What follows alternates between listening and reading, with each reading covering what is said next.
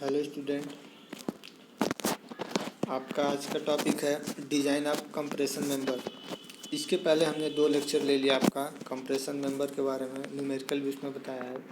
लेकिन अगर हम बात करते हैं डिजाइनिंग की, ठीक है,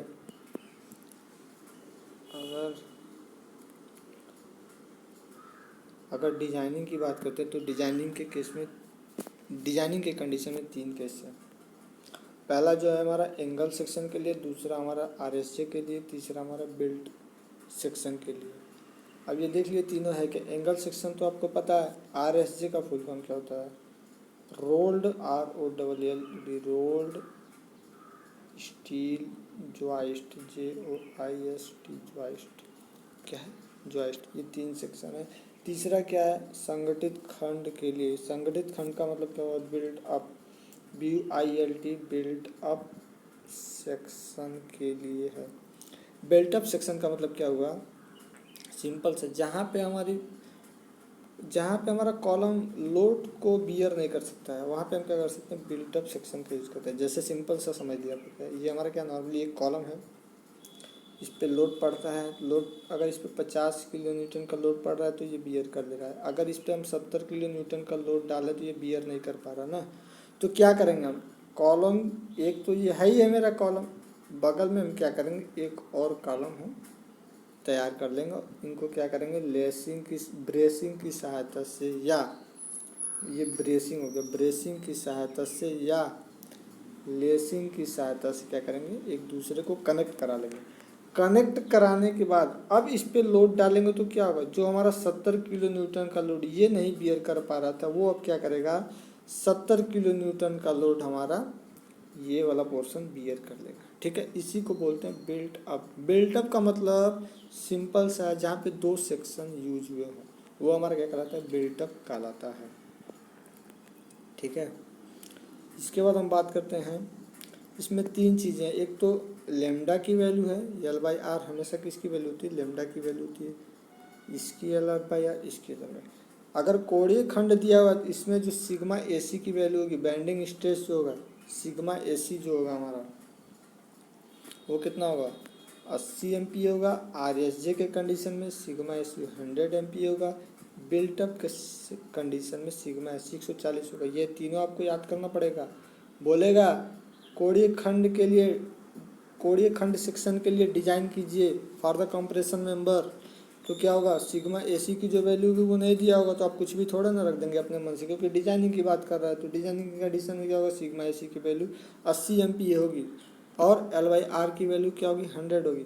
RSJ सेक्शन की बात कर देगा कि हमारा design of the compression member और गिवन सेक्शन RSJ सेक्शन, तो आप क्या करेंगे, यहाँ पे सिग्मा AC की वैल्यू आपकी कितनी होगी, 100 MPa होगी। तो लेमडा यानी कि L/R की वैल्यू कितनी होगी हमारी, 80 MPa होगी।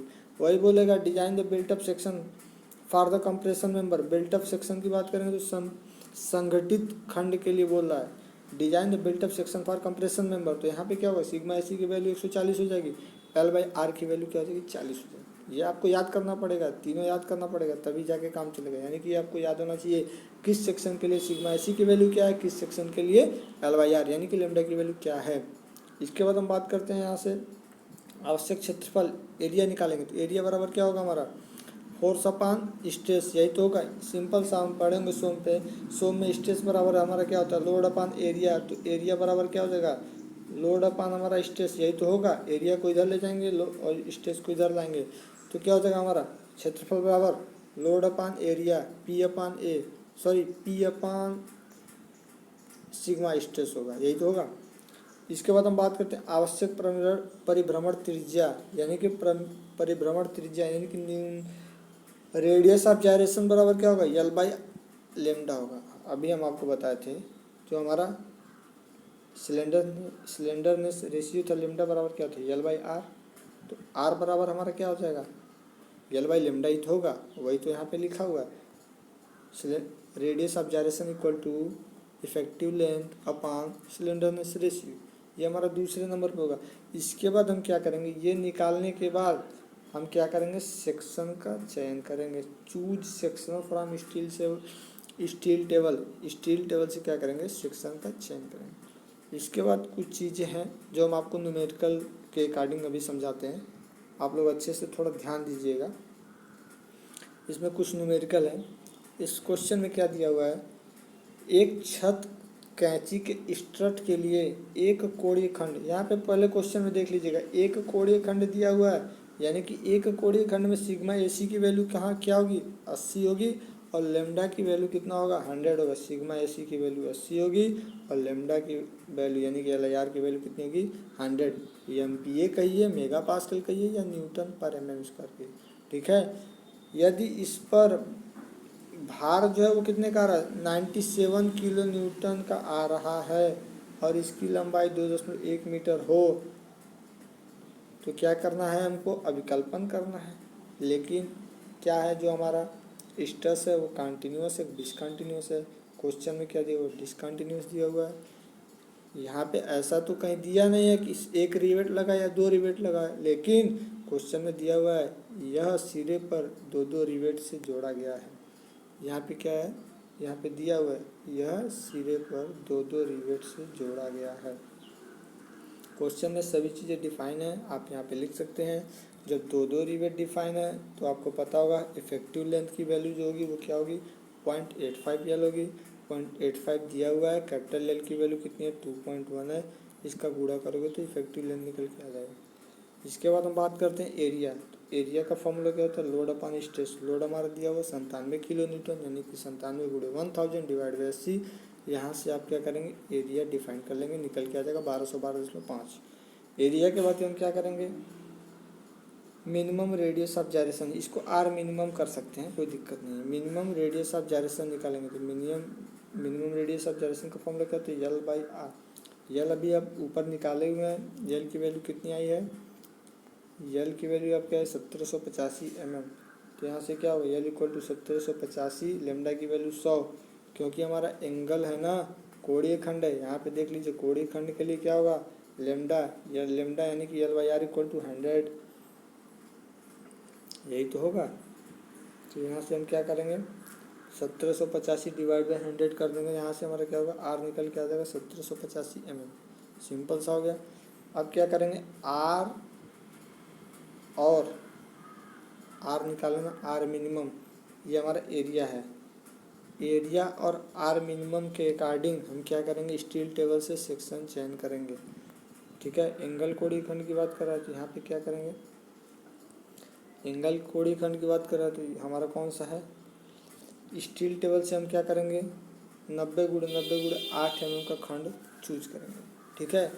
जो हम स्टील टेबल से चयन करेंगे सेक्शन को क्या होगा, 90x90x8 mm का होगा, ठीक है। अब यहाँ पे क्या करेंगे, जो हमारा एरिया दिया हुआ है, एरिया क्या निकलेगा स्टील टेबल से, 1379 mm स्क्वायर। न्यूनतम रेडियस ऑफ जायरेशन हमारा क्या होगा, 17.5 mm, ठीक है।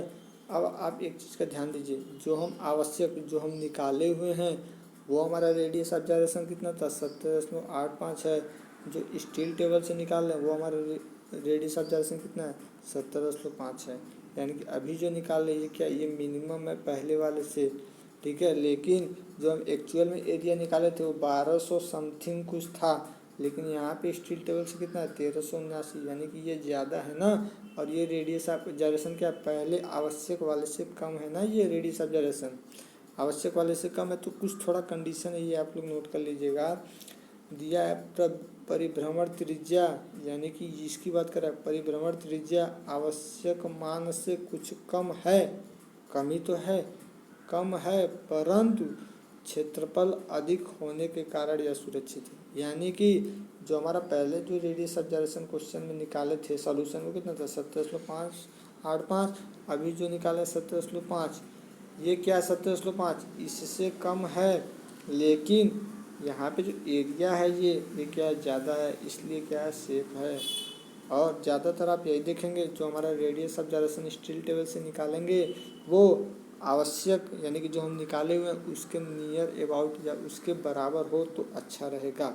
लेकिन अगर ये जो रेडियस ऑफ जायरेशन निकाले हुए हैं ये उस वाले वैल्यू से यानी कि आवश्यक वैल्यू जो अभी हम निकाले हैं 17.85 उससे अगर कम है तो ठीक है, लेकिन कम है तो ठीक है, लेकिन कंडीशन है इसके साथ, कम है तो ठीक है, लेकिन जो हमारा एरिया निकला हुआ वहाँ पे वो कितना था, 1221 के नियर अबाउट था। उससे ज़्यादा एरिया क्या होना चाहिए, जब स्टील सेक्शन चूज करेंगे तब होना चाहिए, तभी ये कंडीशन फॉलो होगा। ऐसा नहीं है कि ये जो हमारा रेडियस ऑफ जायरेशन है ये क्या हो, आवश्यक वाले से तो कम है, लेकिन अगर इसका एरिया भी आवश्यक वाले से कम हो जाएगा, यानी कि आवश्यक वाले का एरिया कितना था 1221 या समथिंग था जो भी, उससे अगर ये कम हो जाए, ये एरिया अगर मान लीजिए 1200, तो क्या प्रॉब्लम हो जाएगी ना सेक्शन में। इसलिए क्या होनी चाहिए, ये रेडियस कम होने पर भी यहाँ पे एरिया क्या होनी चाहिए, ज़्यादा होनी चाहिए, तभी क्या होगा, हमारा सेफ होगा। अब एक चीज़ और है क्वेश्चन में, यहाँ पे देख लीजिए, यहाँ पे अगर आप देखेंगे तो क्वेश्चन में क्या दिया, स्टड असतत डिसकंटिन्यूअस है ना, लेकिन क्या है, सेक्शन कौन सा चूज किया, सेक्शन हमारा चूज किया स्टील टेबल से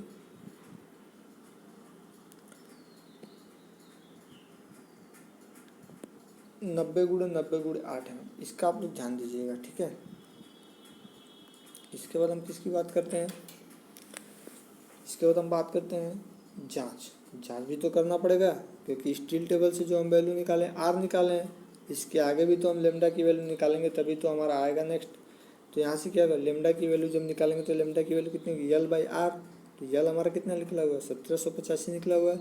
आर हमारा कितना है, अभी हम निकाले हैं स्टील टेबल से 17.5, यानी कि जो लेमडा की वैल्यू आ रही है कितनी आ रही है, 102 आ रही है, यानी कि 180 से कम है ना, ये सेफ है। 180 से कम है ना, यानी कि ये सेफ है, ठीक है। इसके बाद क्या करेंगे, अब हमारा लेमडा कितना आ रहा है, 102 आ रहा है, तो इंटरपोलेशन कहाँ पे होगा, 100 और 110 के बीच में होगा, 100 और 110 के बीच में होगा। तो L/R इक्वल टू 100 के लिए जो सिग्मा एसी की वैल्यू होगी वो 80 होगी, L/R 110 के लिए जो सिग्मा एसी की वैल्यू होगी वो 72 न्यूटन पर mm स्क्वायर होगी। इस कंडीशन में क्या करेंगे, 102 के लिए हम क्या करेंगे, इंटरपोलेशन निकालेंगे। तो यहाँ पे क्या होगा, बड़ी वाली वैल्यू 80 माइनस बड़ी वाली वैल्यू -72 डिवाइड बाई 10, गुड़े यहाँ पे क्या होगा, यहाँ पे 2 होगा, यहाँ पे क्या होगा 2 होगा, क्यों, क्योंकि यहाँ पे क्या है 102 है, यहाँ पे 100 है, जब 102 में से 100 घटाने पर बेटा क्या निकलेगा, 2 आएगा। ये आप लोग ध्यान रखिएगा, हम 3-4 बार बता चुके, अगर अभी भी समझ में नहीं आएगा तो फिर आप लोग को ज़िंदगी में कभी नहीं समझ में आएगा। इतना ईजिली पढ़ा रहे हैं कि आप लोग को हर चीज़ें आसानी से समझ में आ रही हैं। जब इनका आप लोग कैलकुलेशन करेंगे तो सिग्मा एसी की वैल्यू कितनी आएगी, 78.4 न्यूटन पर mm स्क्वायर होगी, ठीक है। तो यहाँ से क्या करेंगे हम, स्टड की जो सामर्थ्य होगी वो क्या होगी, P इंटू सिग्मा एसी होगी, ठीक है। स्टड की जो सामर्थ्य होगी वो क्या होगी, P बराबर A इंटू सिग्मा एसी। तो यहाँ से हमारा एरिया कितना हुआ 1379 और सिग्मा एसी कितना दिया हुआ 78.4 दिया हुआ। इसका जब कैलकुलेशन करेंगे तो कितना आ रहा है, जो हमारी सामर्थ्य आ रही है वो कितनी आ रही है 108.1 किलो न्यूटन।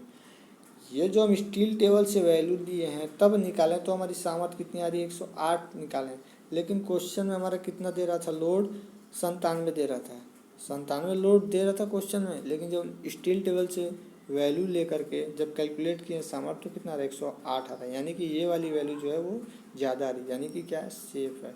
अगर यही क्या होता क्वेश्चन में हमारा 97 दिया हुआ है, लेकिन स्टील टेबल से लेने के बाद हमारी सामर्थ्य की वैल्यू अगर 90 आती तो क्या होता, एक्चुअल जो हमारी भार है, एक्चुअल जो सामर्थ्य है उससे कम आएगा ना, यानी कि क्या आएगा 97 से कम आएगा ना वो वैल्यू, तब क्या होगा ये हमारा सेफ नहीं रहेगा। इसलिए सेक्शन ऐसा चूज करेंगे कि हमारा जो स्ट्रट हो उसकी सामर्थ्य हो वो अच्छी हो और सेफ हो, ठीक है। इसके बाद हम बात करते हैं नेक्स्ट क्वेश्चन की। ISJ सेक्शन है, ठीक है, जिस पर 200 किलोमीटर एक्सियल लोड आ रहा है, इसकी लंबाई 5 मीटर है। यहाँ पे एक चीज़ दिया हुआ है, दोनों सिरों पर पूर्ण रूप से स्थिति एवं दिशा में आबद्ध हो, यानी कि किसकी बात कर रहा है, दोनों सिरों पर पूर्ण रूप से स्थिति यानी कि पोजीशन और रोटेशन दोनों में क्या हो फिक्स या फिक्स लिखा ही है, रोटेशन यानी कि क्या होगा बोथ आर फिक्स की कंडीशन में एल की वैल्यू कितनी होगी 0.65 एल, यही तो होगा। यहाँ पे क्वेश्चन में आते हैं, देखते हैं क्या होता है।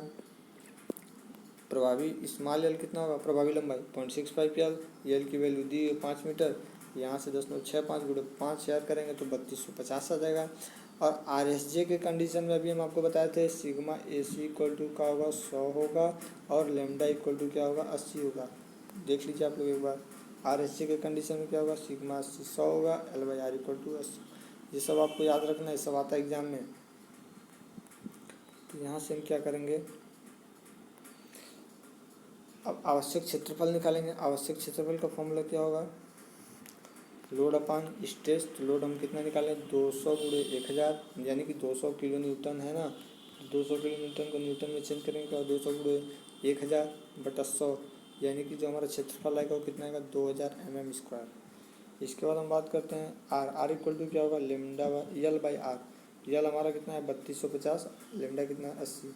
यहाँ से हम आर की वैल्यू निकालेंगे 40,625 mm। ठीक है। आर एस जे की बात कर रहा है तो यहाँ पे हमारा जो सेक्शन होगा वो क्या होगा, ये हम स्टील टेबल से चूज करेंगे। स्टील टेबल से इसलिए चूज करेंगे, आर एस जे के कंडीशन में 3-4 जो आपके स्टील टेबल से कोड है उससे हम निकालेंगे। सेक्शन 3-4 हैं, आप याद कर लीजिए। अगर पहला क्या है, आई एस एल बी याद कर लीजिए, Indian standard light beam. I S M B याद कर लीजिए, इंडियन स्टैंडर्ड मीडियम बीम। उसके बाद याद कर लीजिए Indian standard I S H B high beam, Indian standard light beam, Indian standard medium beam, Indian standard heavy beam.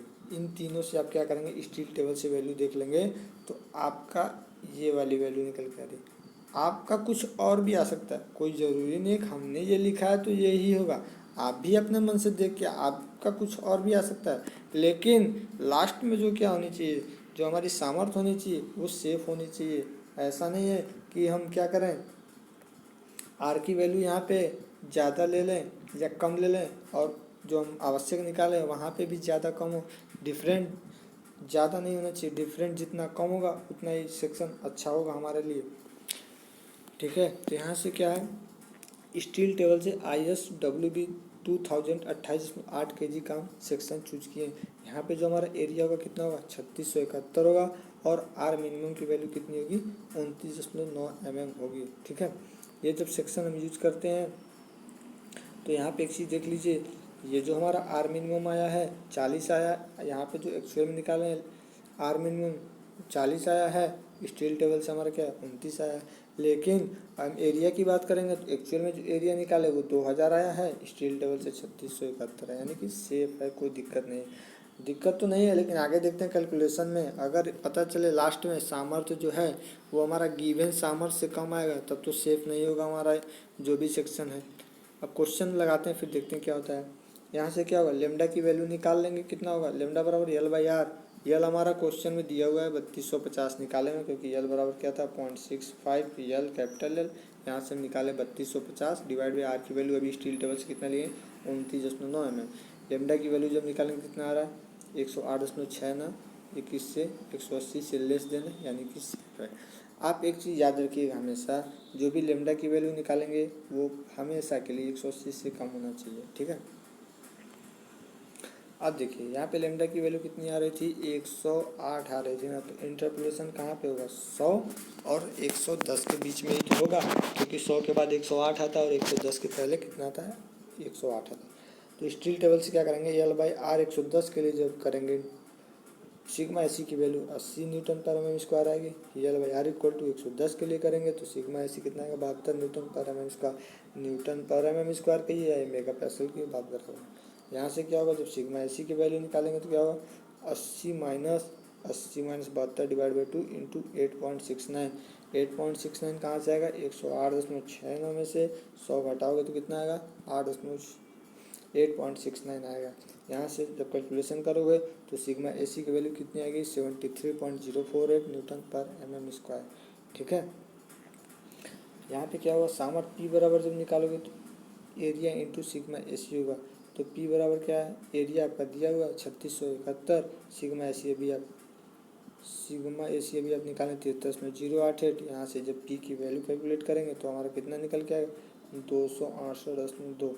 ये तो हमारा स्टील टेबल से हम सेक्शन चूज करने के बाद सामर्थ्य निकालें तो हमारा 268.2 आया, लेकिन एक्चुअल में जो हमारा गिवन डाटा है वो 200, यानी कि जो हम कैलकुलेशन कर रहे हैं स्टील टेबल से निकालने के बाद वो एक्चुअल से ज़्यादा है, यानी कि जो हमारा सेक्शन है वो क्या है, वो सेफ है। आप लोग एक बात का ध्यान दीजिएगा, एक रिवेट लगे हैं या 2 रिवेट लगे हैं, इसके अकॉर्डिंग आप लोग यहाँ पे सिग्मा AC की वैल्यू एक बार चेक कर लीजिएगा।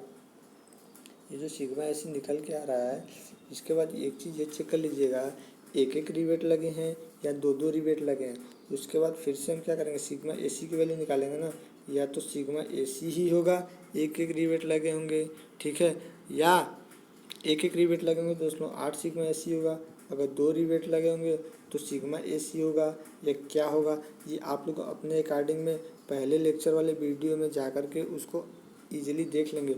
उसके बाद ही यहाँ पे हम वैल्यू रखेंगे। ये वैल्यू निकालने के बाद पहले कंडीशन चेक कर लेंगे, एक रिवेट लगे हैं या एक से ज़्यादा रिवेट लगे हैं। अगर एक रिवेट लगे हैं तब वहाँ पे क्या होगा दोस्तों, 8 सिग्मा AC होगा अकॉर्डिंग टू स्टील टेबल, ये आप लोग देख लीजिएगा, या सिग्मा AC होगा एक रिवेट के लिए, या अगर एक से ज़्यादा रिवेट लगे हैं तो सिग्मा AC की वैल्यू 0.8 सिग्मा AC होगा या सिग्मा AC होगा। ये आप लोग स्टील टेबल से देखने के बाद ही क्या करेंगे, लास्ट में यहाँ पे सिग्मा AC की वैल्यू रखेंगे। ऐसा नहीं है कि आप क्वेश्चन पढ़े नहीं और यही वाली सिग्मा AC की वैल्यू यहाँ रख दें तो गलत हो जाएगा। ठीक है बच्चों, तो यही आपका टॉपिक जो है आज का ख़त्म होता है। इसके बाद आप लोग का एक वीडियो और आएगा, और जो आपका एक वीडियो आएगा वो लास्ट चैप्टर होगा, मोस्ट इम्पॉर्टेंट वो भी है, जो कि पेपर में आता है, लेसिंग एंड ब्रेसिंग। 5 से 10 नंबर का ये भी आता है, lacing and bracing, most important है। हम अभी आपको इस क्लास में बता देते लेकिन नहीं बता रहे क्योंकि टाइम ज़्यादा हो गया है। अब आपको नेक्स्ट वीडियो में हम बताएंगे। ठीक है बच्चों, अगर आपको कोई प्रॉब्लम होगी तो हमें ज़रूर बताएं, कमेंट करें। जय हिंद, जय भारत।